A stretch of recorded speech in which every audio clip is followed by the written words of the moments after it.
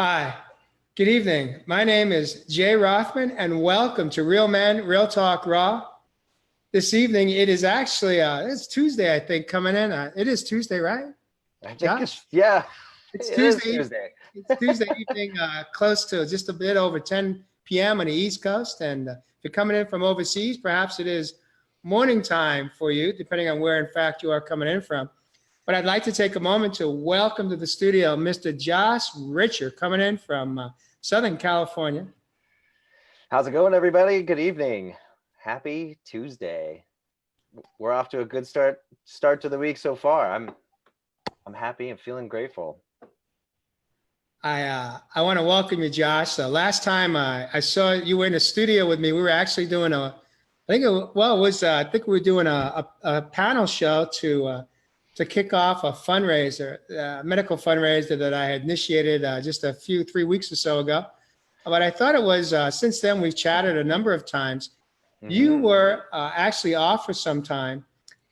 You are in between seasons of Shark Tank, and you're just started. You're coming up on your 11th season, and so you're back at the studio. You're back at the office as of yesterday, I believe.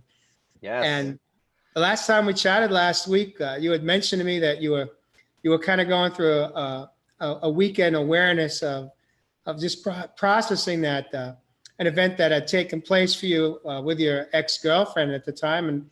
And the more we chatted, the more I said, how would you feel about coming into the studio and just kind of sharing some of your experience of having navigated through a recent uh, dissolve of a relationship, a breakup. And so you being the man that you are today, you were like, of course, I'd love to come in Yeah. and go there. But before we do that, I'd like to just push this out to a couple of other channels that we are tied in with, that we are aligned with. Spirituality Gone Wild is the station, the channel that we do come in with. Uh, Debbie Garcia, thank you for joining us this evening as you are in the community, in the audience, participating. If you do, in fact, hear something that you like or love, would love, you can gently touch or hit the like or love button, and feel free to comment or ask any questions of Josh and I. Yeah. Josh, if those of you that may have heard of Josh or may not, Josh is today's an author. He's a speaker. He is very active in his in being of service to other men and women. But Josh has also been with a show called Shark Tank. Many of you may be familiar with it. Josh is the executive producer and art director, and he's still with the program. Art director and art producer, but yeah. Okay, well, close Enough. enough. Yeah. I guess I've had it wrong all this time, but Oh, that's okay. I hadn't said anything before because we had gotten into talks and other things, and no, our execs are wonderful people. All of our producers are, and it's been really fun. Crazy that we're still here 11 years later. I mean, in TV, that's forever. That's a good run. So how has it been for you? Obviously, it was a long time ago that you started on the set working for this particular program, and here you are in the just starting the 11th season, and you're back in the grind of 4-hour meetings today. And yes.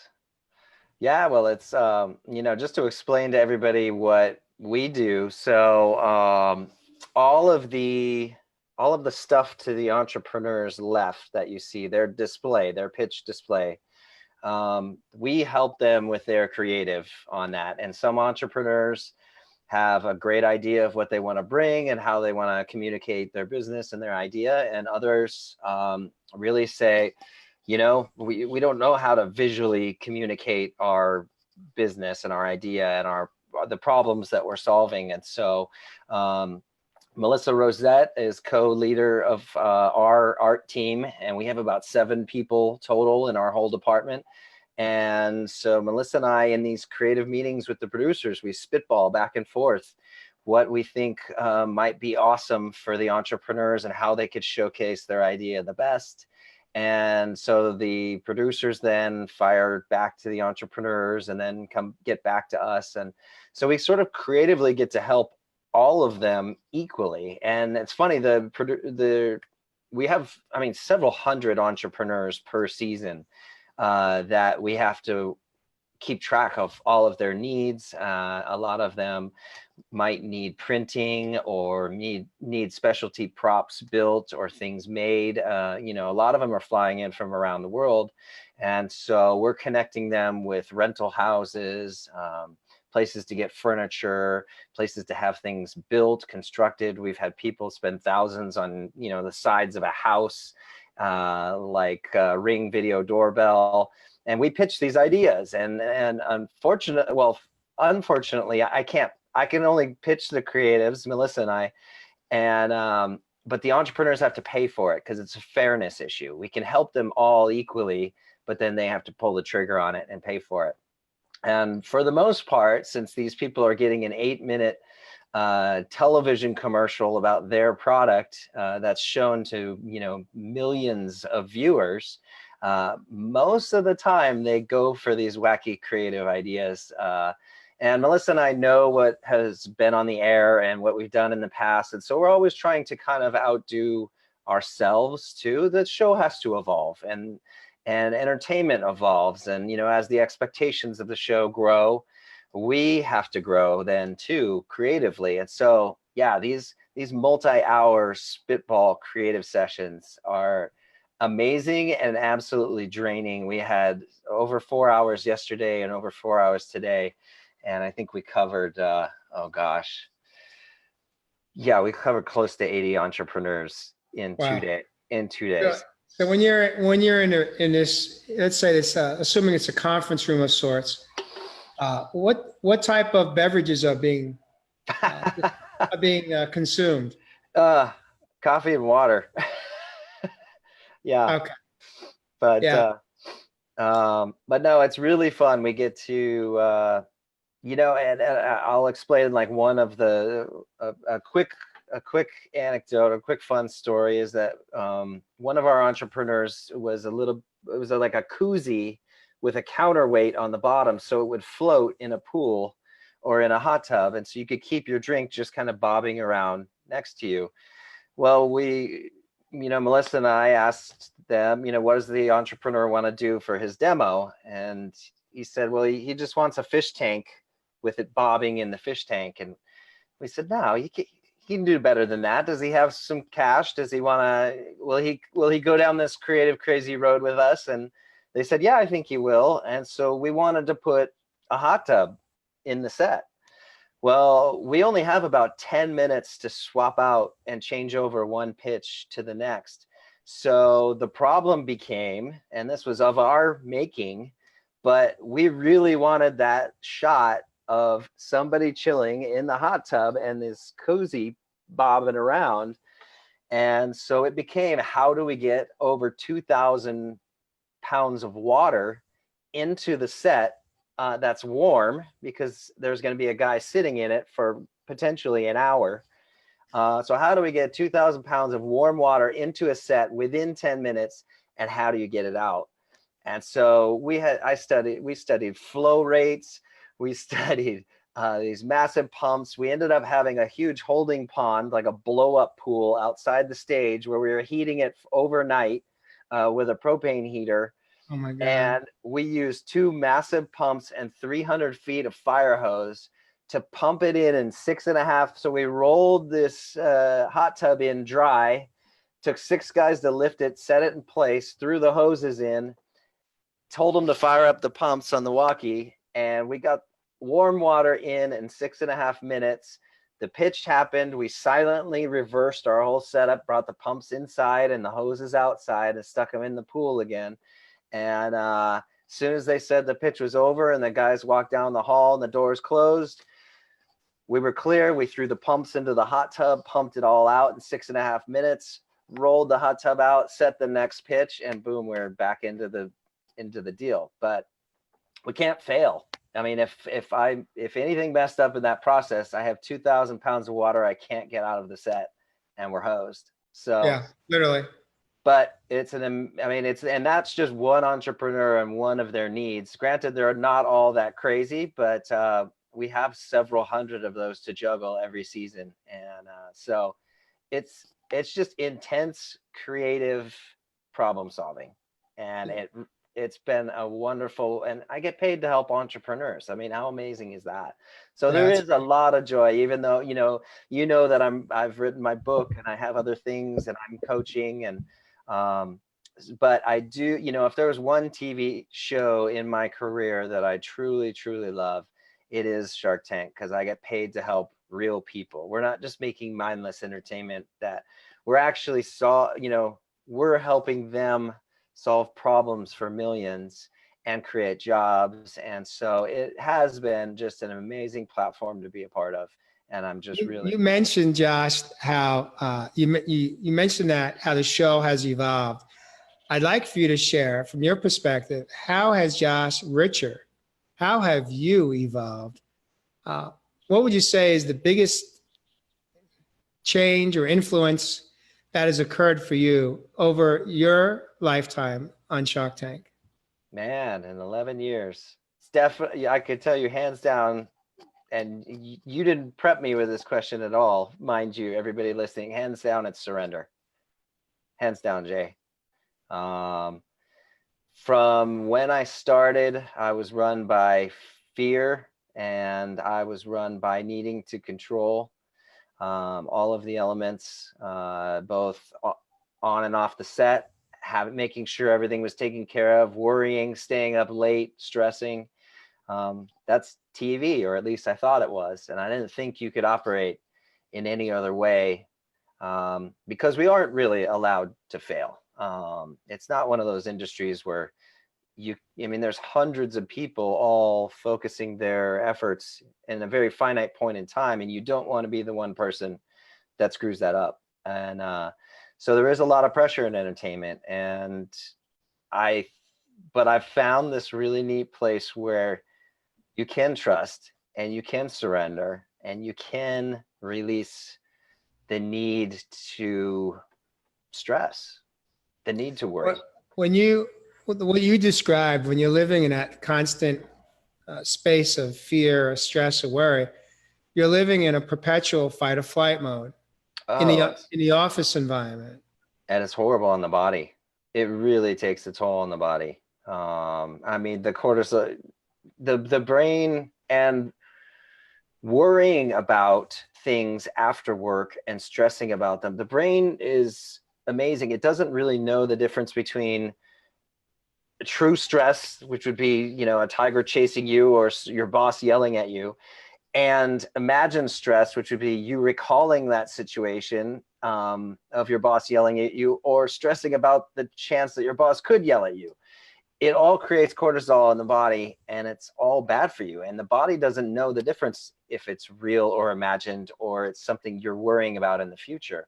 So my hair started falling out during my startup years when I was stressing with both, and I wasn't sleeping well, and my sleep hygiene was bad. And so it's awful. It could really take you down, and it took me down. That's what caused my depression and my anxieties. It was that overthinking and that over stimulating the stress. Well, what was for you? What do you think what did you fear the most? What was your number one fear that you were living in? Uh, that's a good question. Well, I guess I'm asking you to go a little deeper than just Yeah. to say, Yeah, of course. what was truly behind, what were you fearful of? What was the worst thing that could have happened? Between the startup and I think honestly, Jay, it was that I was afraid I was wrong. And I was afraid I wasn't smart enough. I had an old story as a kid, that I was stupid, and it took me a lot of years to break that free of that, into my mid-20s. And but I think as I branched out and got enough courage to do the startup, and I was still doing TV at the time, I think I was always afraid to fail and to prove myself wrong. I had worked so hard to have all this to really believe that I was intelligent and that I could do these things. And man, I think that was my biggest fear, would be that I was wrong. Or if I may paraphrase what I think I just heard you say, because to the average person that has not reached the level of success that they may perceive you did when you made it to your position in TV, um, from their perspective, the average person looking at you would say, wow, like you're what you have, I could only dream of. Yet you had it and it still wasn't enough. No, And if I may paraphrase, I'm going to put another word on this is perhaps you didn't think you were worthy of it. of course. Because if they only found out who the real Josh was, Then it's all a lie. then it's all over. Yeah. Because once they find out the truth about who I believe I am, and Yeah. if they align with my thoughts about myself, I'm out of a job. Sure. I'm out of a career. Sure. And so Yeah. you put this self-induced bullshit story about who you believed you were. Oh yeah. And even though you already had achieved such incredible success, if we relate success to a career position, you had achieved it, yet it wasn't enough for you. No. Yeah. No. It never was. And you know, I've and I did back then, years ago. You know, I will fully admit my identity were the shows I was doing in TV. You know, it wasn't Josh as a person and my success as a human being, as an awake soul, as somebody who's working passionately to help others. You know, it's not that wasn't what I saw as success before. You know, I was caught up in the usual, you know, grinded out, typical guy stuff that we get caught in. You know, it's just tough it out, work harder. You know, if things aren't going your way, force it, bend it, make it. You know, don't sleep all night, and you know, just through sheer will, make it happen. And that's completely what I subscribed to before. Absolutely. And now it's, man, the place of surrender and the place of trust and the place of just reframing success in general. I'm not Shark Tank. I'm not bipolar either, which you know that I work through that. And I'm not, I'm not any of these labels. I'm Josh. Beautiful. And I work hard at being a happy me every day. And that's through meditation and through reframing my thoughts and through choosing not to buy into my brain and those fears and those old stories that aren't true. You know, it's like, that's what I love. And so success to me now is me showing up, me learning, me not being perfect. I'm gonna screw up. We're human. We all are. And it happens. And that's okay. And just showing up as best as I can every day, not beating myself up for it on the days that I slip, or I'm not perfect with my diet or perfect with working out or other things, you know, and it's just giving it my all and making me proud and making me happy. And I'm just a good, genuine person anyway. So I think the happy, sort of the happy fallout of all that is I love helping other people too, and raising the consciousness of everybody around me. So how does one surrender? What did that roadmap look like? Like, I just wrote that chapter in my book, actually, and I was just talking to a friend last week about it, because this buddy of mine is caught in the same thing. I was right where he was too. And what's the line between surrender and just not trying or not putting in effort? You know, he's like, well, how much effort do I put in to where I'm still showing up and being an active member, but I'm not driving myself into the ground. And I said, it's not as much, because it feels like a subtle difference. And I said to him, I said, however, it's looking at something from a different perspective. It's not how much effort you're putting in, and I'm still working on being able to definitively explain this, and maybe you'll have some insights too, Jay, but I think where the shift in perspective is that you become detached to the outcome.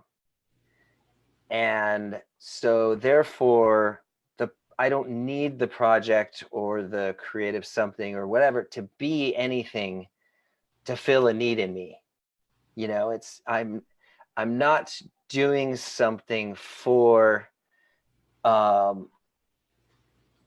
lack that I have or for a space that I'm trying to fill. I'm doing things because I enjoy them.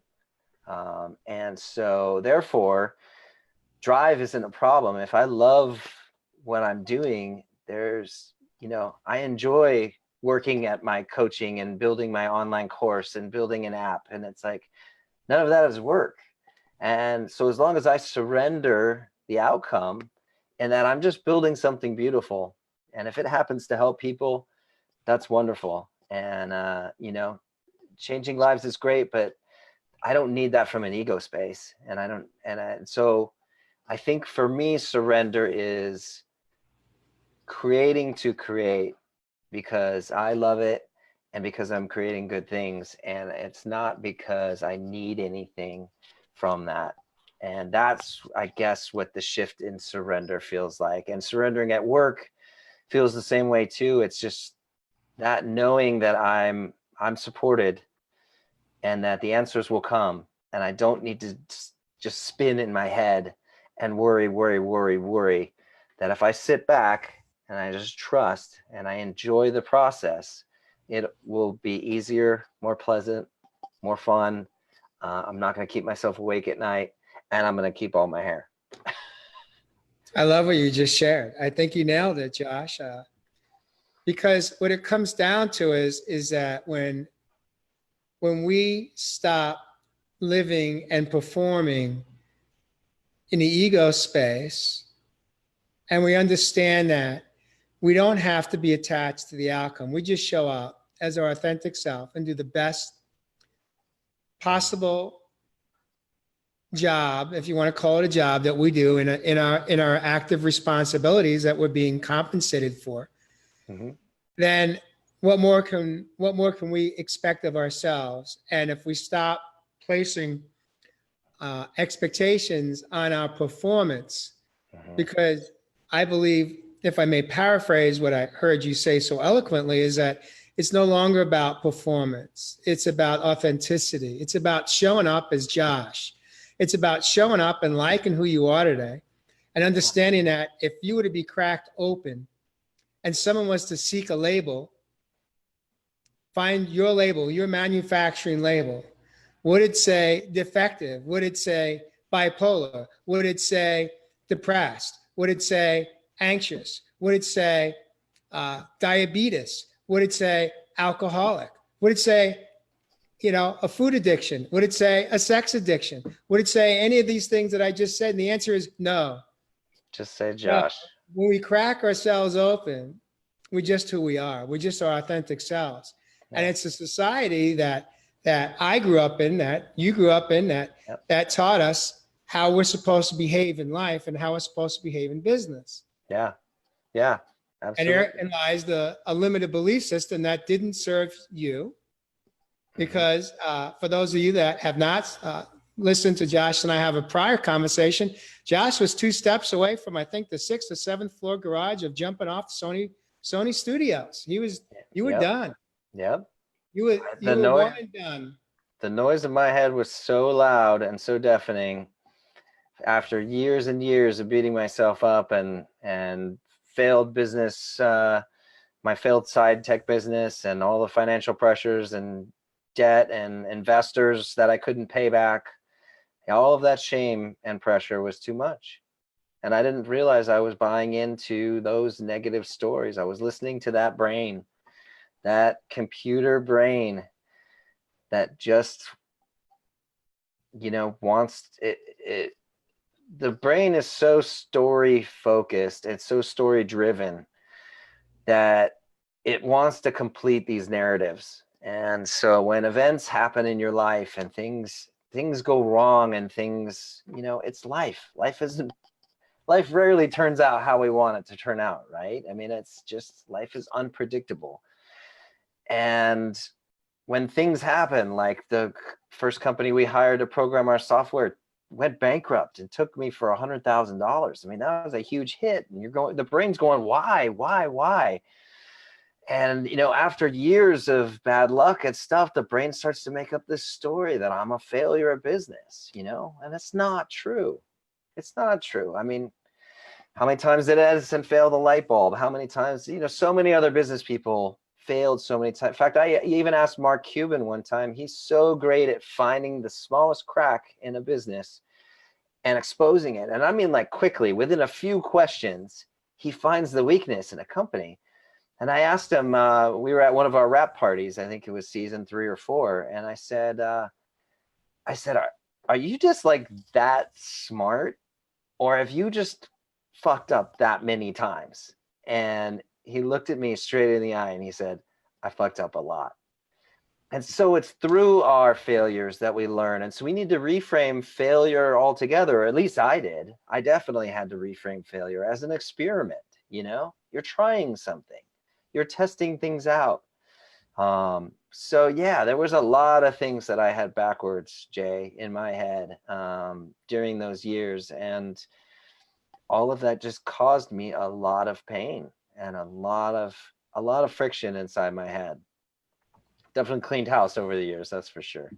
So when you show up at the office today and you show up in let's say in an awareness of surrender, meaning that you're not attached to the outcome, you're going to show up as your authentic self, as Josh, with no strings attached to the outcome, and let's say limited amount of self-induced pressure to perform, because we're no longer performing, we're showing up with our, hopefully, a lot of intuition, some wisdom that we gained along the way, Yeah. and just integrity. Yeah. When we show up with those values in place, how does it change an 8 or a 10 or a 12-hour day for you? How is it? How do you, at the end of the day, what does it feel like when you can walk out of the office and close your door behind you? I think it just feels really good just to know I didn't jump on the bus. It's like and I still get it too. Life invites us to get on that ride with it, that ride of stress and a ride of pressure. And we have that choice when the bus stops and, there's something really frustrating going on and you want to just complain about it or that's our opportunity to get on, or to say no thanks and let it drive off. And so I think, to me, the days that I walk away feeling happy are the days that I turned down as many of those invitations as I could. And It's funny you said that, Josh. I'm gonna just jump in for a sec. This morning, I just completed a 2+ day boot camp with a very dear friend of mine, Christopher, who's been on the show a couple of times, Christopher Zwick. And we were talking about that as I was heading back up to Sedona to drop him off this morning. And what we talked about was, he was like, how do we stay out of the game? Because once we understand that it's a choice to jump in and play in a game, but we have another option today, and that's that we don't have to play it by the same set of rules that people choose to. We create our own. And I said, the challenge is one word. It's called seduction. Yeah. How easily we can be seduced back into the vortex of what was no longer serving you in your life, that was actually hurting you. Hmm. impacting you emotionally, mentally, physically, and spiritually as a whole being. Hmm. And so I think the answer behind that is because the seduction is there, and it comes in many forms. And when we're hungry, angry, lonely, or tired, we're more vulnerable Hits to, real easy. right. So I think it really comes down to awareness. It's like Hmm. remaining, having a conscious state of mind in every moment that we are awake, and paying attention to Yep. our surroundings, paying attention to other people's behavior, and be able to say, no, thank you. Because when we say no, thank you to someone else coming from love and kindness, we're actually saying yes to I ourselves. love myself. Yeah. I love myself enough to protect myself. And, and for me, my biggest defense, honestly, in staying awake and aware, most of my days, and I'm not perfect either. I'll say most. I try real hard. Is sleep. My sleep hygiene was awful, Jay, before, and I thought sleep was an acceptable casualty for success, and it's not, because it weakens your ability to avoid temptation and to not get on that bus. You know, it weakens you to where you do engage in that gear, and you become part of that stress machine. You know, you got to pull yourself out of that, remove yourself. And so sleep keeps me strong, food keeps me strong, exercise, is super important. You're the champion at that one, my Thank friend.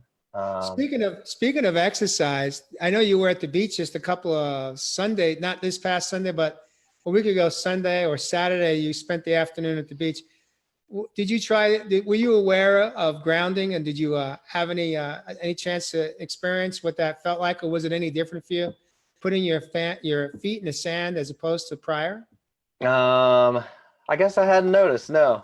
Okay. it, yeah, to be honest, it was a time I hadn't seen a couple of friends, so I was really just focused on relationships, you know. Beautiful. Beautiful. Yeah, which are so important too.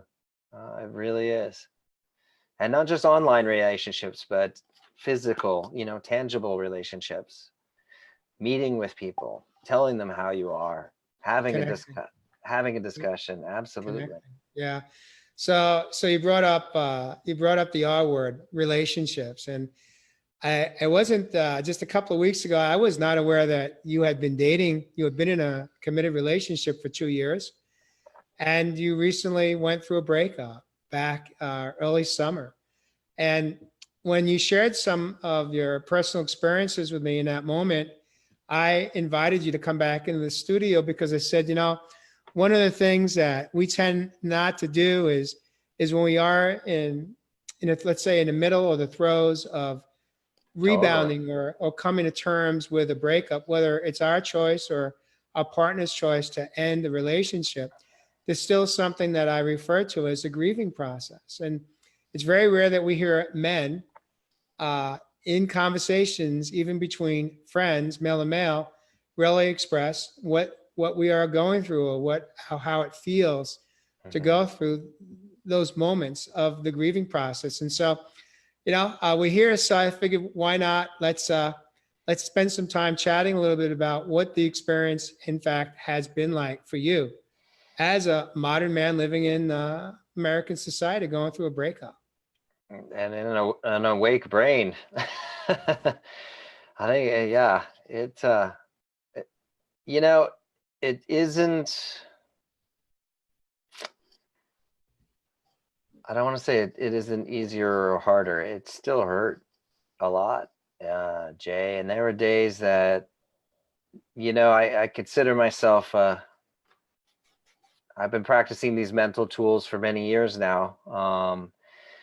And there were days I had to use my reframing tools every 10 minutes as a huge spike in emotion would come up, a huge, um, those old ghosts and those old demons, that I'm not enough, or whatever is hiding back there. Those relationships are an amazing mirror to what's going on inside ourselves, both active relationships and after there's a breakup. So yeah, when she left me, a lot of old ghosts of I'm not enough came up. And there were days that the brain was spinning hard and buying into those stories again. And I had to stop it. I had to say, no, these aren't true. This isn't what this is about. Anchor yourself in truth. You know, it's the practice that I've found most valuable when the brain is spinning and the brain is being extra squirrely is to first of all recognize that you're caught in a cycle, you're caught in a spin, and that it's unsupportive to you. You know, it's causing stress chemicals or it's causing you physical pain. My heart was hurting. And you're allowed to feel, and it's totally fine to feel, and we don't want to stuff or push down, but what we do want to do is separate us from the moment and look at it with awareness and say, what is this? Why am I hurting? What is really going on here? And I can explore and recognize and get curious, and then also look for the truth in those scenarios and say, am I really worthless, or am I really not enough? And did this person truly love you? And yes, you know, she did. And yes, she told me that often. And yes, you know, I am a lovable person, and I am worthy. And so those old ghosts aren't telling you the truth, and they're just feeding you old stories that you bought into when you were too young to be able to choose and to ration whether these stories were correct or not. So it's being able to pause and have those discussions with yourself and stop yourself in the moment instead of that tape just playing over and over. And I think first of all, you know, as a human race right now, I think we don't know that we have that ability, right? It hurts, we want it to go away, and so pain was caused from something outside of us. So something outside of us is what we need to make that go away, you know, whether it be food, sex, alcohol, TV, you know, drugs, whatever. You know, the outside world causes us pain, and so the outside world is what we need to take that away. And we can self-soothe, and we can sit with our emotions. And yeah, going through this breakup was hard, and there were days I was just uncomfortable, and that's okay. We're allowed to feel. We're human. And but I do know, I mean, as we know, if we have an amazing, great, fun weekend, it comes to an end, you know. So great things in life aren't forever, and all of our life experiences are temporary, including our pain, even though our brain thinks it's going to last forever. So reminding ourselves in that moment too that this is temporary also, and it's going to hurt a little less tomorrow, and a little less the day after that, and a little less the day after that. And so not buying into that belief that we can't get through this or it's too much, because we What were can. some of the tools that you reached for? Because you did mention that we tend to, because it's an external experience, we reach for external means or tools to self-soothe, to soothe some of the hurt, Yeah. the pain, Yeah. and the wounds. What were some of the healthy tools that you did in fact reach for to help navigate you? What would, if I said to you, Josh, look, I want your blueprint. Can you share Yeah. your blueprint with me for healing? What would that look like today? Yeah. So I sit I sit with myself, and I recognize that my brain is equating this to death. You know, the brain is a really bad judge of severity. It thinks of everything used to be life and death for us, so it still thinks that way. So this rejection feels like death. And so I have to remind myself in the moment, I say, is my life in danger right now? Am I being chased by a tiger? And the answer is no. Am I okay? Do I have enough food? Yes. Do I have shelter? Yes. So my life is not in danger right now. No. So if I'm okay, and if I'm not in danger, am I allowed to feel? Yes. Can I feel this without doing anything? Can I feel this without running? Yes. Can I feel this without numbing? Yes. Is this emotion allowed to be? Of course. We're allowed to feel. Every emotion comes up for a reason. So if it's allowed to be, and I don't have to stuff it, then can I just be with it? And the answer is yes. And by now I should already be feeling better. The pressure should be a little bit gone. And then I just lean into loving myself more and saying, you know, it's okay that you felt this. It's okay to feel these feelings, and it's okay to feel hurt and sad. It's okay to feel, you know, this, what do I want to say, like remorse for losing a friend, you know, a beautiful friend that I had for a number of years, my best friend. And that's okay too. So yeah, in a nutshell, that's kind of how my process. And sometimes I have to do it every 10 minutes, or at least through this breakup. There was a really hard week where there was a couple days, and the feeling would come back and my chest would get tight again, and I'd get angry, or I'd feel other feelings, and I'd have to remind myself again, this feeling is just temporary, but I'm allowed to feel. So that's what it looks like for me, at least. Thank you for sharing that, Josh, because you just showed up right here. Real man, real talk raw. You showed up Thanks, Jay. as authentic and vulnerable as you could be in this moment. And I want to take a moment to honor you and thank you. Because it takes courage.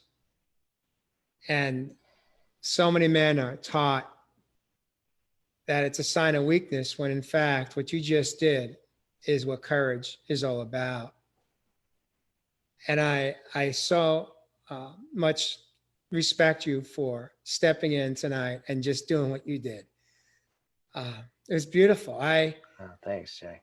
Sometimes you're welcome. Sometimes we are on a receiving end of a breakup, but other times we're the ones choosing to exit out of a relationship. Mm-hmm. But it doesn't mean that it's any easier for the individual who makes that choice, because I was that person. I was on the other side, but I still had to give myself permission to go through the grieving process of a death of a 30-year relationship, a marriage. Mm-hmm. And even though it was my choice, it still was a loss. It still was a death. Totally. That relationship would never be the same. It would be different, but not the same. And I too had to learn how to go through a grief process, because I had never done it before. Never had to experience anything like that to that extent. And I too had to make a decision. How am I going to navigate through it? Because I didn't know what that could look like. And I knew early on that I was not going to reach for unhealthy tools, unhealthy external means to feel better, because I had done that my whole life. Yeah. And it wasn't working anymore. It was actually going to take me out. And so I had to learn the most important thing that I heard you say right now is giving yourself permission to feel whatever it is. Yeah. And through the permission, we can release. We don't have to hold on to it and beat ourselves up through those negative thoughts that become a loop, a cycle of self-mutilation, self-sabotage. Yeah. But just accept that just for today, I'm going to give myself permission to feel these feelings. and express them and let them out in different forms. I learned how to write. I never wrote before. I became a writer. And Wow. today I'm a published writer. Yeah. If I hadn't gone through all that pain, I wouldn't be sitting here today. Being able to say that I'm a writer today, that I blog, I'm a published author, as are you, and we are of service to other people today to inspire other people that change is possible. It just takes courage. Yeah. But we have to give ourselves permission, and it's just beautiful what you shared. And did you give yourself permission to shed any tears along the journey for yourself?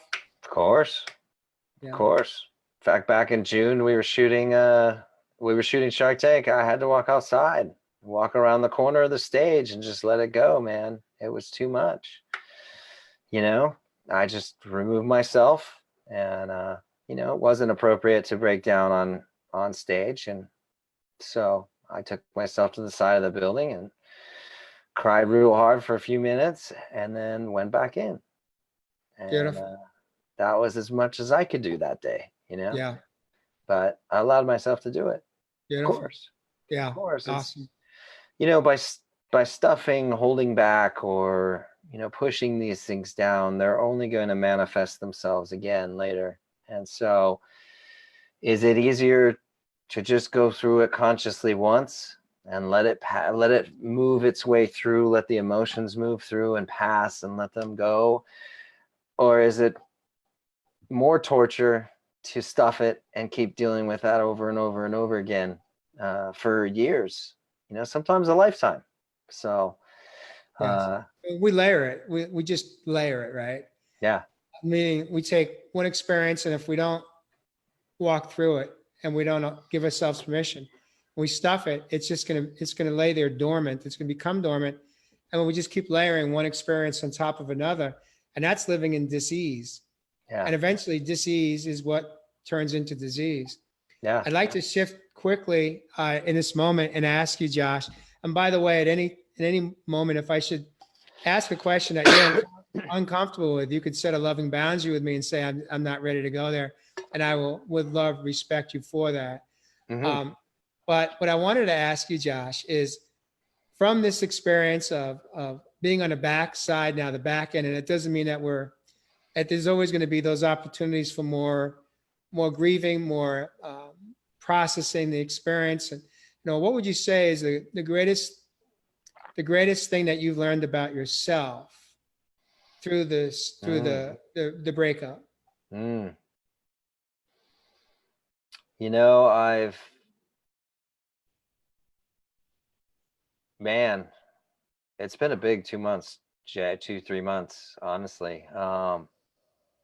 I discovered toxic shame through this, and that was massive. My old stories and beliefs were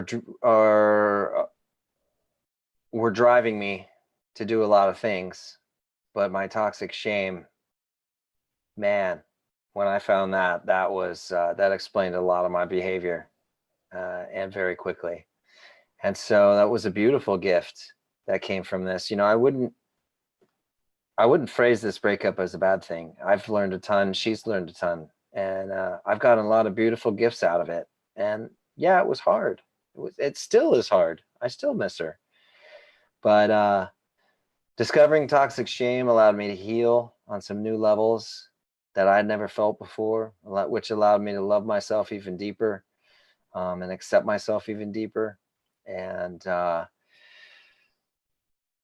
then I've just leaned even further. You would think that something like this would make me shake my fist at the universe or God, and it's just made me lean in even more and say, I don't know the plan. Here I thought I had this figured out. This person was so great, and I thought this was going to go on forever. And so that I am not privy to the plan always, and that's okay. And I trust that it's in my best interest and it's in her best interest. We're both awake, so we're both taking the learning from it, and so therefore it's an opportunity. Awesome. Where does forgiveness and acceptance play into this process for you? Forgiveness and self-acceptance. Self-acceptance, or just Either whatever one. that, however that word rings true in my ears right now, right?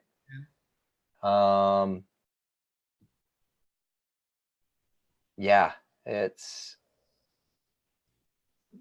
I guess I don't know how to answer that fully. I've forgiven a lot, and I've also become really aware of,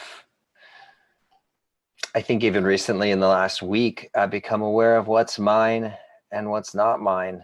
And what I mean by that is not in the sense of me and her at all, actually, but in a sense of some old stuff that I picked up as a kid that wasn't mine to take on. And I freed myself this last week. Yes. And through that Yes. has come joy. You And got it. this playfulness that I didn't have before, and that was waiting underneath. Remember, like we talk about that Josh, not the stories, not the beliefs, not the bipolar, not the alcohol, none of that. What's the Josh underneath? And when you start stripping away those layers and throwing out what's not yours and discarding those untruths and questioning these things, and you get to the you underneath, there's been a lot of laughter and joy, and I've been inviting music into my life this week. And I usually drive to work silent and just in thought. And I rarely listen to music in the car. And I've been devouring music this last week because this joy part of me that was underneath, that was dying to get out, I finally cleared away the crap that I wasn't, and allowed what was to come true. That's Forth. amazing, Josh. That is just amazing. Thank you so much for sharing that. Christopher and I were in deep conversation the last couple of days. And one of the things we talked about is what we inherit. Yeah. We inherit a linear ancestors' belief systems. Yep. That our family, our parents give us as a gift. Yeah. But at some point, some of us have that moment where we awaken and we realize that it's no longer serving me, and it was no longer serving you. Yeah. And you realize that that the toxic shame and some of these other new awarenesses that you uncovered was that it's not who you are. It's what you were taught. It's what was handed down to you. Yeah. As an inheritance. And you know what we can do with an inheritance today is that it's a choice to hold on to it. And it's also a choice to let it go, release it.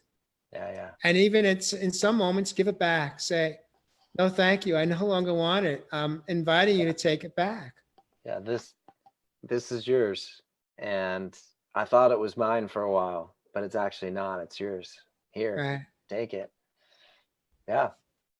Absolutely. So when you're in your car now and you're driving on a 405, whatever freeway you are taking to get to the studio, I suspect that who was showing up in a car before in silence is he's no longer by himself, and who's showing up today with that music turned on, cranked up loud. Perhaps you are in song, you are singing. Yeah. Is that little boy that has finally been freed up to be able to come out and play, even while you are responsibly driving him to the studio. Of course. Yeah. That's a beautiful way of putting it, Jay. Absolutely. Absolutely. So it's A been different type of freeing, right? Mm-hmm. And I show up differently then. I'll walk into those meetings differently. I'm more lighthearted. I'll be playful. We'll have some banter, and it's a joy instead of grueling to get through. It's us showing up differently for ourselves means that those ripples go out in our pond, in our little area of the world, and we might not think that has an effect, but it does. Oh, but it does, because our energy, look, if we bring worry and fear and anxiety to to the room, to the workplace, wherever that room is, workplace or at home, it's we're basically everyone's feeding off of it. So if we bring the opposite in, we bring the contrast in of lightness instead of the darkness. We're Mhm. inviting everyone in that room to show up and play, have a play date. Yeah. Consciously and subconsciously, they're feeding off of it, and a lot of people aren't even aware of it. Yeah. Yeah. Yeah. That's so fun, man. Seriously. That's the beauty of this work, and I guess I want to share too that sometimes it can feel like we're in this, we're trudging through the mud for a long time, and it felt that way for me at least. And stick with it, stay strong, stay courageous, stay on the path, and keep doing the little things, because it does pay off, and you are getting deeper, you are working layers, and you're not on an endless treadmill. I mean, all of this isn't to get to an end result either, because I'm forever growing. We all are. This will go on. I will keep growing, but you do find happiness, and you do find these levels where you're able to create a lot of peace, and for yourself, and joy. And that's when it really gets fun.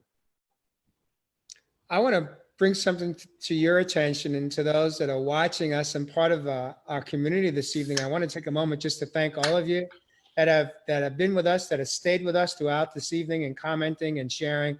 I thank you, and without you, we wouldn't have a reason to be here. So Yeah. thank you for supporting Josh and myself this evening. But something that really is standing out for me right now, Josh, is just a couple of weeks ago, we were talking every couple of days in conversation, and you share with me that you were in the middle, you made a decision to do some rewriting on your book. Mm-hmm. And what strikes me right now is you mentioned that through the process of the breakup of your relationship with your girlfriend, you've had a lot of new self-discovery. Huge self-discovery. You discovered toxic shame, for one.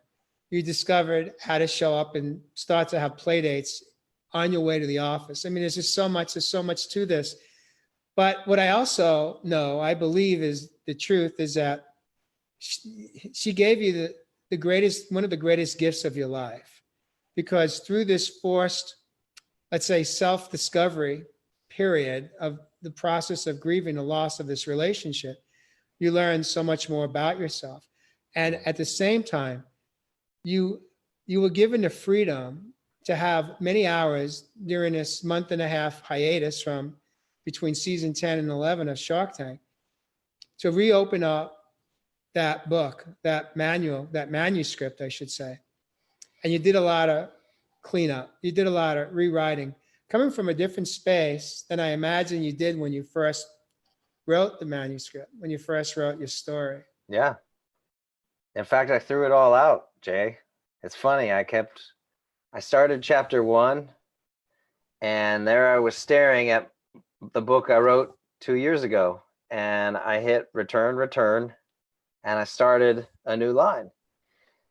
And I started writing, and I thought I would copy and paste at some point, but I was just enjoying what I was writing. And I did that probably until I think it was around page 86. And I still had the old book right below what I was writing at the time. And finally, around page 86, I said, you know what? I highlighted all of the old book and hit delete, because I said, I'm writing this from a new place. Wow. And it's a Wow. so it is a whole new book. And I did come at it from a very different place. Beautiful. And I had to get the learning in the last few months to finish it. And so the timing was perfect. I looked for work even between, Shark Tank ending at the beginning of July and now, and nothing came up. And so I knew it was the universe giving me the time. I hadn't had time like this in a long time. And so it was all right. I'm just so grateful for all of it. It all happened in its correct timing and it's divine timing.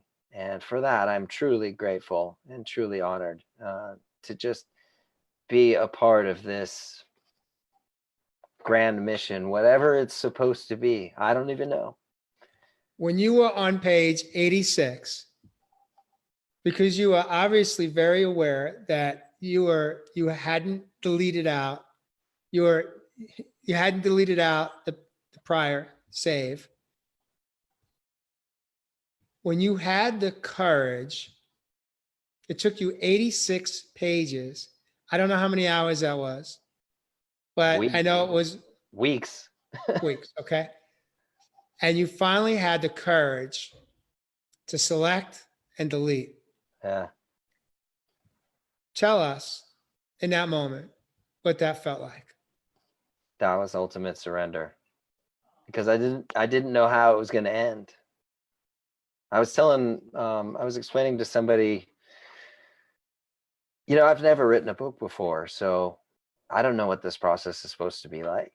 But I also know that I didn't want to read a whole lot about it online.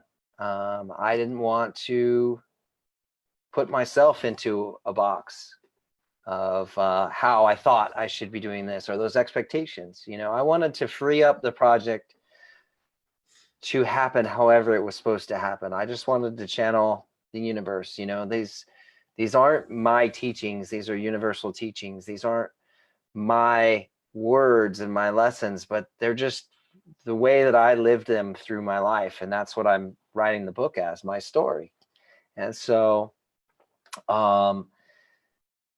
it was just beautiful to, it's funny, I got in this space of there was a fair amount of discomfort. I'd tell myself I was going to write all the next day, and I go to bed early, 9:30, get a good sleep, wake up, meditate, sit down, and there was real fear.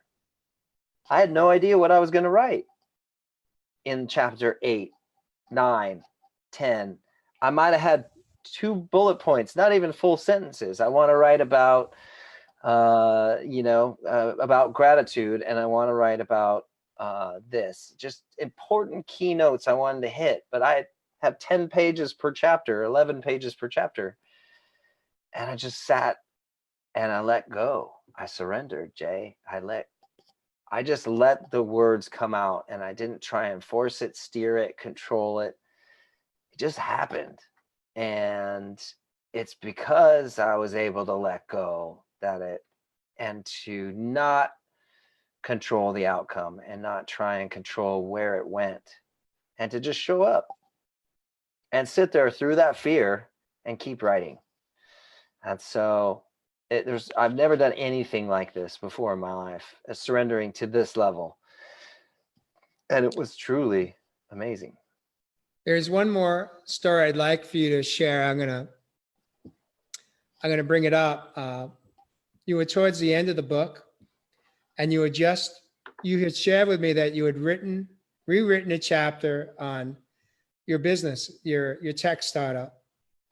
Mm-hmm. And it was, if I may paraphrase you, I think you had said something to the fact like this was maybe the hardest part of the book I had to write through. Yeah. And what happened to you on that day? You received a call. Oh, yeah. I had forgotten about that. That's so funny, Jay. I didn't. Yeah. What happened on that day? I had probably written that chapter 5 times over. And the first time I wrote it as a victim, because that's the story I was in 2 years ago. The second time I wrote it at arm's length. There was no feeling in it because I was pushing away all that pain and all that. And the third time I wrote it, it was just awkward and weird. And so it wasn't until 2 Saturdays ago that I wrote it, probably the 5th time. And this was all revolving around my crash and the stress and everything and the startup. And so it wasn't, but oh gosh, 10, 15 minutes after I finished writing the chapter that my dad called. And he said, "What are you doing?" And I said, "I'm writing." And he goes, "Okay. I don't think he fully understands what all of this is yet. But you know, that'll come out. He'll read it in the book." And but he asked what was going on with Cinecore, which was the name of my startup. And he hadn't asked for months. It was really funny that he asked on the day that I had just finished the chapter. And I had also, the week prior, just emailed my co-founder and said, "Hey man, I think it's time we officially close the company." And so it's been really interesting that all of this, I mean, not interesting, it's in the universe's grand design. But all of this is coming to a close here at once, finishing the book, closing the business, dad asking about it, and me being able to say, I mean, he was the one guy that I wanted to be proud of me through all this. And being able to tell him on the phone, you know, I failed. We're closing the business, but I'm okay. I wasn't okay before, but I'm okay now. I took the learning from it, and I realized too, you know, in the last couple of years that I wasn't building a business at all, and that I was building myself, and that the crash had to happen, the alcohol, the bipolar, the near suicide, all of that was building me. And I wasn't building a business at all those years that I thought I was, and all the debts and everything, all of that had to happen because it was building me. And my true calling and my true purpose is to take my stories and to hopefully inspire others to not listen to their brains and not get caught in those stress patterns. And so, yeah, that was the true gift from all of that. But that was a 10-year lesson. And it was really hard. And to be grateful for that, it's all worth it. Absolutely, 100%. The gifts I've been given, the gift of purpose in one's life, and the gift of finding what really makes you happy is the most beautiful thing. It's incredible. When you said those words to your dad, how did he respond? And were you at peace with what he said? I can't remember what he said. I think he said something to the effect of like, "That's too bad. You guys gave it your all." And we did. We did. So, of course, you know, we could always look back and think of ways we could have done things differently. But I think I can go happy and say, in the moment, we did all we could at the time. And so I'm proud. I know that when we spoke that afternoon, you had shared with me how the timing was such that you understood that there was no coincidence that your dad called on that day when you had just wrapped up this chapter that was a difficult one for you 4 prior times, but this time you were at peace. Yeah. And your dad's calling was, I think for you expressed to me, was it was important for you to have the courage to tell your dad To say it's done. the truth that you had made, the decision you had made to shut the company down and put closure on it and move forward. Yeah. And let it go and accept that it was there to teach you what you needed to learn, which was who you are today. You wouldn't be who you are today if you hadn't gone through that. Not even close. Yeah. Well, Josh, we're a bit over the hour, and out of respect to your evening, I know you had a long day today, and probably got to get ready to prepare for tomorrow. Do it all again. I would like to invite you to perhaps share some closing thoughts on our conversation. Perhaps maybe there's somebody that needs to hear what you're about to share. and then I'll close this out with my own thoughts. Well, were there any questions that came up? Did you see anything that You came know, I've worked really hard to stay present with in the you, and moment? Yeah, yeah, and so we can go back and watch the replay and respond and uh, acknowledge some of the comments that are here in play. absolutely. But Um, yeah, I don't think man. Um, in closing,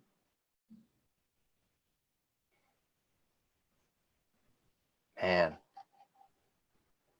don't believe the bullshit, guys. Oh my God. There's a beautiful you underneath, a beautiful you underneath, and allow it to emerge. There's a really, really fun, passion-filled, joyful life. And if you are stuck in your heads, look to truth to be your guide, and look for what's actually right. Don't listen to the brain. The brain is just a computer. So seek truth, my friends, and keep showing up. Josh, I wanna again thank you for stepping in and showing up.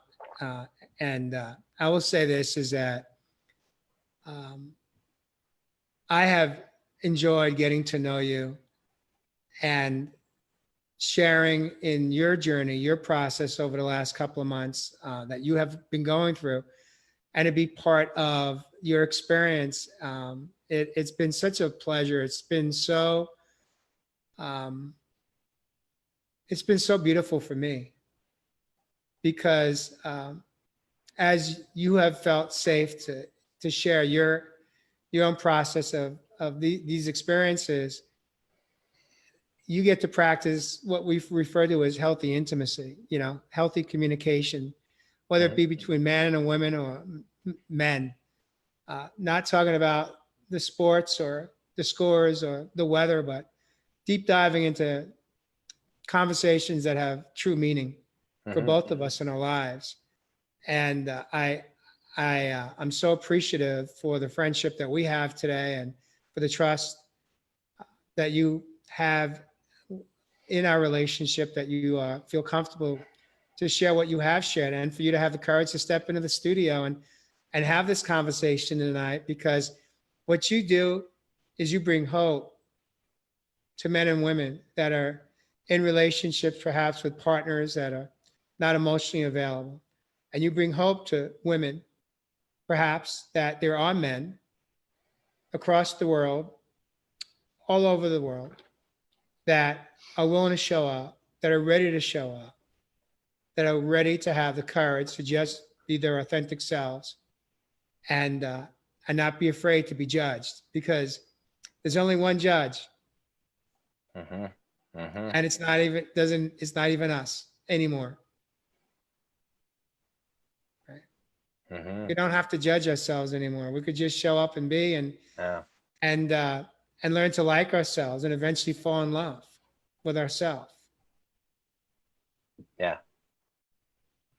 And I'm so excited for you, because you have so much to still learn about yourself and bring forward and inspire millions of other people that are ready to have the courage to step in and do their own healing work, as you have done and as you continue to do. And so with that, thank you for joining me tonight Thank on. you, Jay, for holding this beautiful space, for yourself, for me, and for all the people watching right now. Thank you for your love, your kindness, and for you showing up. You're a dear, true friend, Jay. I love you, buddy. You're welcome. Mm. And I love you too, Josh. And with that, thank you all for joining us this evening on Real Men, Real Talk Raw. One quick side note: this Thursday morning at 8 a.m. West Coast time, that's 11 a.m. on the East Coast, I have got a panel. I've got a show coming in at under Real People, Real Health. I've got the filmmaker from Heal Documentary, Kelly Gore, is coming into Oh, the yay. studio. Kelly will be with me, and she is going to be in a deep conversation with Dr. Jack Wolfson. He is an integrative cardiologist. He is part of my medical team today. He's got a book out called Paleo Cardiologist. He's going to step into the studio with Kelly and I. We're going to be talking about heart health, wellness, nutrition, and how to heal from disease, all disease, mental and physical. And so Dr. Wolfson and Kelly Gores are going to be live in the studio. If you can't catch us on live, of course, it'll be available on replay in the archives. But if you can, that would be awesome if you can join us. I'm excited. This will be the second time that Kelly will be joining me as a co-host. And Heal Documentary, Kelly Gores and Dr. Jack Wolfson this Thursday. Have an awesome night. Good luck tomorrow at the office. Enjoy. Sing Thanks. your way in tomorrow. Sing your way in, all the way in. And when you get out of the car, I give you permission. I don't know the last time you skipped, but I skipped down a mountain trail just a few days ago, all the way from the peak down to the trailhead, the whole way. My music was on. I wasn't running. I wasn't jogging. I wasn't walking. I wasn't climbing. I skipped. And I hadn't done that in probably 3 or 4 decades. And I tell you what, nothing felt as good as that moment, in that moment.